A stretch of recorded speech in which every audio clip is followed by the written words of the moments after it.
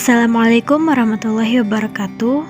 Bagaimana kabar teman-teman semua? Semoga teman-teman semua selalu dalam keadaan sehat dan bahagia. Kembali lagi bersama saya Dini Aulia. Di sini saya akan mereview tentang materi qawaid fiqhiyah yang telah saya pelajari. Materi yang pertama yaitu tentang sejarah perkembangan dan pembentukan qawaid fiqhiyah. Sejarah perkembangan qawaid fiqhiyah terbagi menjadi 3 periodisasi.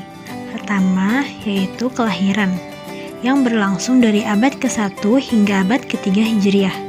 Nah, pada fase pertama ini terbagi lagi menjadi 3 periode. Yang pertama itu pada zaman Nabi Muhammad. Pada zaman Nabi Muhammad, cikal bakal qawaid fiqhiyah muncul bersamaan dengan hadirnya Rasulullah. Dan berdasarkan hadis-hadisnya yang menjelaskan dan merinci ajaran Islam yang bersumber dari wahyu Allah.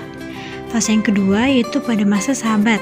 Pada masa ini, sahabat mengikuti jejak Nabi Muhammad dan dalam merumuskan kaidah, para sahabat juga menggunakan gaya bahasa yang singkat, padat, yang bisa mencangkup dan menyelesaikan beberapa masalah sekaligus yang mempunyai kesamaan karakter. Pada fase ketiga yaitu masa tabi'in. Mereka berbicara dengan kalimat yang ringkas, lafaznya pendek, namun banyak makna yang dapat memudahkan mereka dan juga mengelompokkan masalah-masalah fikih sehingga dapat cepat menyelesaikan problematika kasus-kasus hukum yang semakin banyak bermunculan. Nah, lanjut ke periodisasi yang kedua yaitu pembukuan yang berlangsung dari abad ke-4 Hijriah sampai 12 Hijriah. Beberapa contoh imam beserta kitabnya pada periode ini yaitu Abu Hasan Al-Karhi dengan kitabnya Usul Al-Karhi. Yang kedua ada Abu Zaid Ubaidullah Al-Dabusi dengan kitabnya Ta'sis An-Nadhr.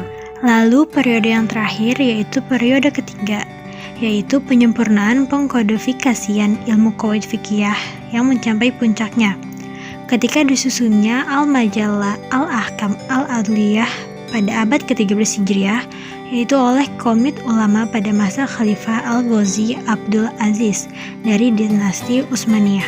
Selanjutnya materi yang kedua yaitu tentang setiap perkara tergantung niat. Niat yang dimaksud yaitu tekad untuk mengerjakan sesuatu dan tempatnya adalah hati. Oleh karena itu, setiap perbuatan bergantung pada apa yang diniatkan. Nah, untuk dalilnya sendiri itu sudah dijelaskan dalam Quran Surat Al-Baqarah ayat 225 dan juga hadis riwayat Bukhari yang berbunyi Innamal a'malu binniyat wa innama likulli imri'im ma nawa, yang artinya setiap amal-amal itu tergantung niatnya dan setiap seseorang itu akan mendapatkan balasan sesuai dengan apa-apa yang diniatkannya. Seperti misal seseorang bersedekah dengan tujuan ingin dipuji atau memamerkan hartanya, maka amalnya itu bisa menjadi haram dan mendapat dosa karena dilakukan selain karena Allah. Sedangkan jika bersedekah dengan niat semata-mata untuk ibadah dan mendapatkan ridho Allah, maka hal tersebut akan menjadi pahala untuknya. Lanjut ke materi yang ketiga yaitu tentang keyakinan tidak bisa dihilangkan dengan keraguan. Nah, untuk mengetahui hal itu, kita harus mengetahui dahulu tingkat daya hati dalam menangkap sesuatu itu berbeda. Yang pertama, al-yakin, yang artinya mengetahui dan hilangnya keraguan. Yang kedua, ghalabul al-zan, yaitu ketika dihadapkan oleh dua pilihan sedangkan hati lebih memilih satu di antara dua itu. Yang ketiga, al-zan, yaitu ketika dihadapkan antara dua pilihan sedangkan hati enggan mengambil keduanya, padahal antara satu itu terdapat yang unggul. Nah, yang terakhir yaitu al-syak, yaitu tidak bisa menentukan di antara dua perkara dan hatinya tidak condong kepada salah satunya juga.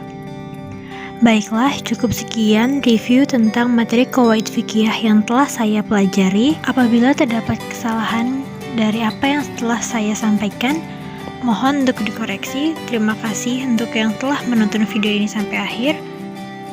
Semoga video ini dapat bermanfaat untuk kita semua.